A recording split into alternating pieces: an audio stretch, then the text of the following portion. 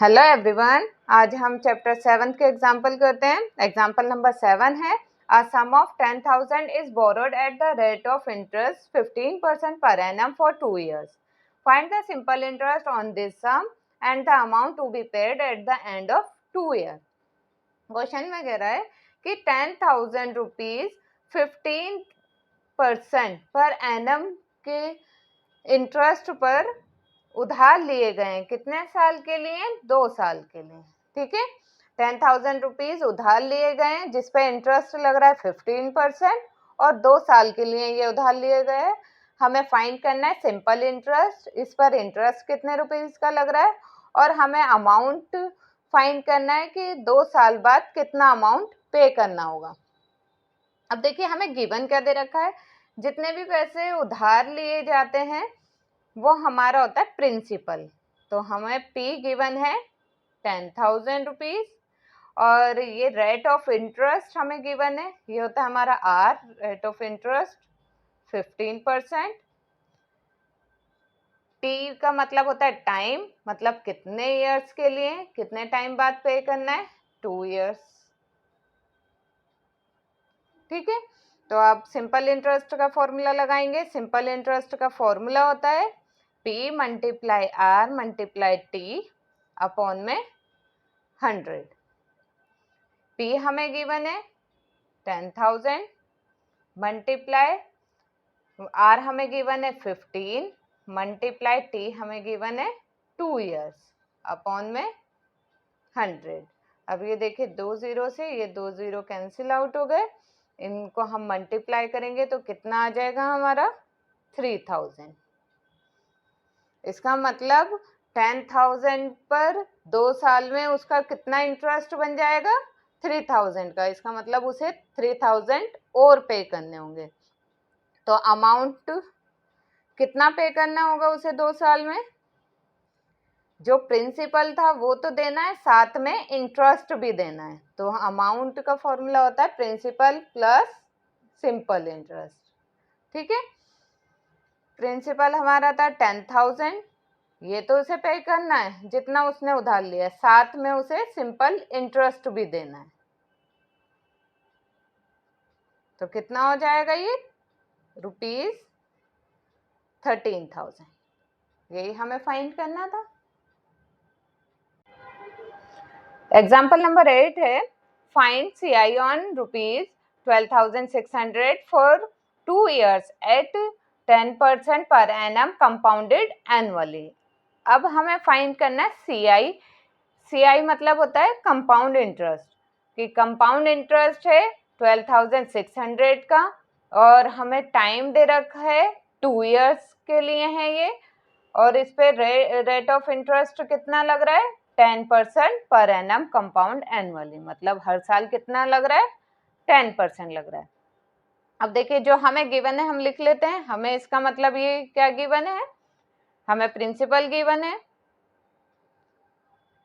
12,600 और हमें rate given है, रेट ऑफ इंटरेस्ट कितना है 10% और टाइम हमें गिवन है 2 years।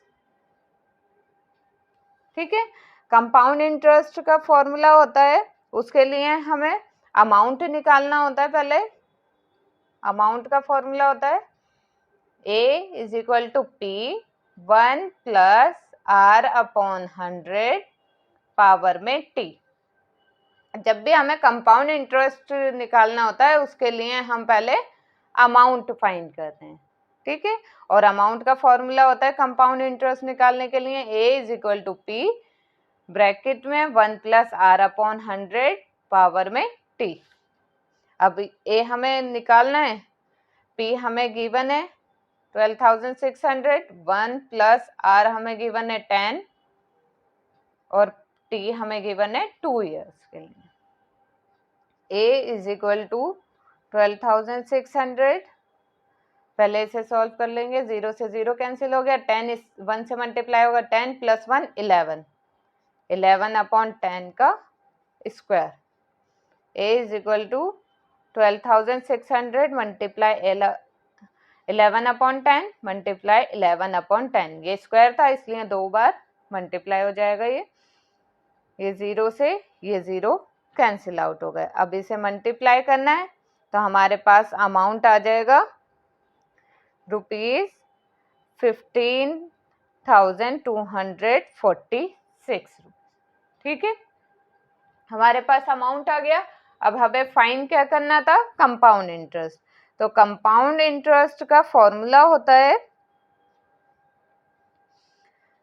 ए, जो भी हमारा अमाउंट आता है अमाउंट में से हम माइनस कर देते हैं प्रिंसिपल को, तो हमें पता लग जाता है कि कंपाउंड इंटरेस्ट कितना पे गया।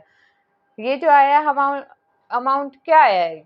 इतने तो थे, या तो बैंक से लोन लिया या कुछ भी कहीं से भी उधार लिए, 12,600 थे। 2 साल बाद कितने पे करे?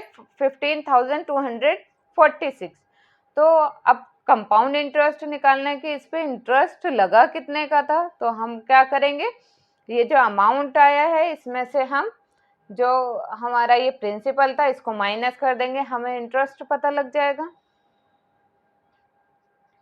ए हमें गिवन है, हमने फाइंड करा है 15,246 माइनस पी हमारा था 12,600, तो हमारा सी आई आ गया, कंपाउंड इंटरेस्ट आ गया। इन दोनों को माइनस करके ₹2,646।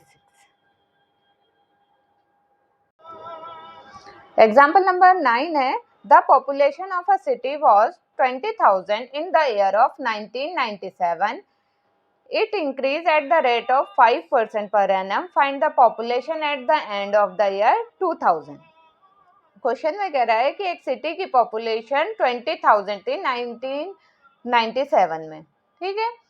अब वो हर साल 5% रेट से हर साल वो बढ़ रही है पॉपुलेशन, ठीक है। अब हमें फाइंड करना है कि पॉपुलेशन कितनी होगी 2000 में। हर साल कितनी बढ़ रही है? 5% रेट से, और 1997 में थी 20,000। तो अब हमें फाइंड करना है कि 2000 में कितनी होगी। तो इसमें 1997 से 2000 कितने इयर्स का गैप हो गया? 3 इयर्स। 3 इयर्स हो गए ना। अब देखिए, ये जो हमें पहले गिवन होता है कि 1997 में कितनी थी पहले पॉपुलेशन, तो ये हमारा होता है प्रिंसिपल। और जो हमें बाद में निकालना होता है कि बाद का हमें निकालना है कि 1997 में तो 20,000 थी, 2000 में कितनी होगी, तो वो हमें फाइंड क्या करना होता है? अमाउंट, ठीक है। अब देखिए, ये प्रिंसिपल गिवन है, रेट कितना है? 5% की दर से हर साल बढ़ रही है, और टाइम कितने टाइम बाद का निकालना है हमें? 3 इयर्स का, ठीक है। अगर हमें इयर्स गिवन ना हो तो हम ऐसे निकाल सकते हैं कि इसमें और इसमें कितना गैप है, 3 इयर्स का है, तो हम टाइम निकाल सकते हैं। अब देखिए, इसमें कंपाउंड इंटरेस्ट वाला ही फॉर्मूला लगता है, A = P 1 + R/100 पावर में T।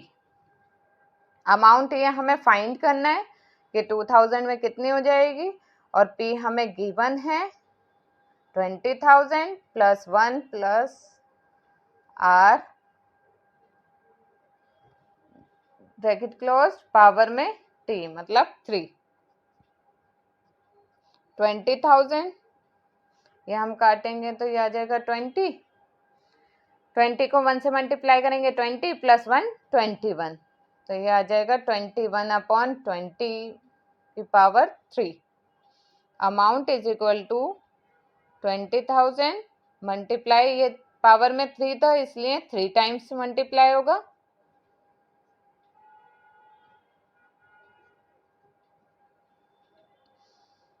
ये 0 से 0 कैंसिल, ये वाला 0 से ये 0 से ये कैंसिल। अब 2 से ये कट जाएगा 10, फिर 2 से कट जाएगा, ये आ जाएगा 5। अब इन सबको मल्टीप्लाई कर देंगे अपॉन में 2,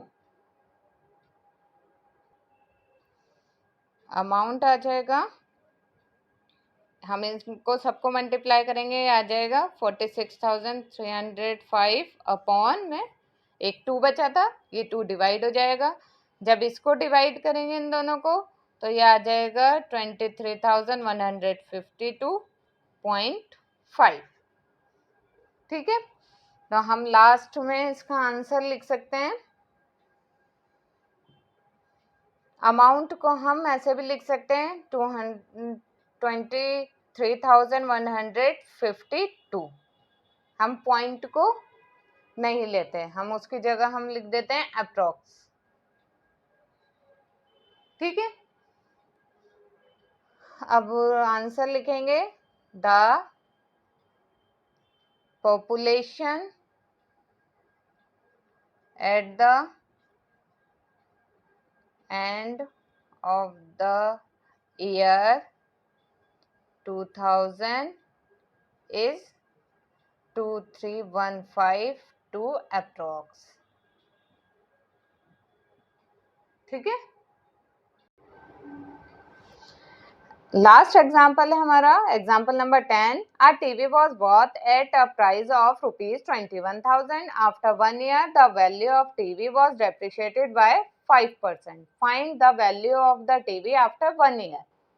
क्वेश्चन में कह रहा है कि एक टीवी खरीदा जाता है 21,000 का, उस पर डेप्रिशिएटेड का मतलब होता है रिडक्शन, या फिर हम हिंदी में कहें तो घिसावट, कि उस पर एक साल में टीवी की जो वैल्यू है उसमें 5% की घिसावट हो रही है, मतलब वो डेप्रिशिएटेड हो रहा है बाय 5%। ठीक है, 21,000 का टीवी था जिस पर 5% की एक साल में घिसावट होती है। Find the value of the TV after 1 year, तो हमें फाइंड करना है कि वो एक साल बाद टीवी की कीमत कितनी हो जाएगी। अब देखिए, जो हमें टीवी की कीमत दे रखी है कि टीवी कितने का खरीदा गया 21,000, ये हमारा होता है प्रिंसिपल, और कितनी दर से घिसावट होती है वो हमारा होता है रेट, तो ये है 5%।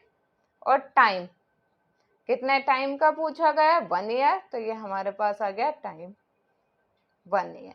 ठीक है, हमें हमारे पास पी भी गिवन है, रेट भी गिवन है, आर भी और टी भी गिवन है, तो इसमें फॉर्मूला लगता है A is equal to P 1 minus R upon 100 power में टी। अब देखिए यहाँ पर मैंने प्लस की जगह माइनस लिया है। माइनस इसलिए लिया है क्योंकि यहाँ डेप्रिशिएट हो रहा है, घिसावट हो रही है, तो यहाँ पर माइनस आता है। जब भी इंक्रीजिंग की बात होती है तो यहाँ पर प्लस का साइन आता है, लेकिन यहाँ घिसावट की बात हुई है, डेप्रिशिएटेड की बात हुई है, तो यहाँ पर माइनस। बस ये याद रखिएगा कि यहाँ पर जब भी डेप्रिशिएटेड की बात हो तो यहाँ पर माइनस आएगा। अब देखिए हम फाइंड कर लेंगे, P हमें गिवन है 21,000, 1 माइनस आर 5 अपॉन 100 पावर में T मतलब 1। A is equal to 21,000 multiply, ये कट जाएगा। अब 20 को 1 से मल्टीप्लाई करेंगे 20 माइनस 1, तो कितना आ जाएगा 19 अपॉन 20, पावर में 1 था तो एक ही बार मल्टीप्लाई होगा। अब ये 0 से 0 कैंसिल हो गया। अब 2 से हम इसको काटेंगे तो ये आ जाएगा 1050। इसको 19 से मल्टीप्लाई करेंगे तो हमारे पास आ जाएगा 19950। ठीक है, अब लास्ट में हम इसका आंसर लिख देंगे, the value of the TV after 1 year is ₹19,950।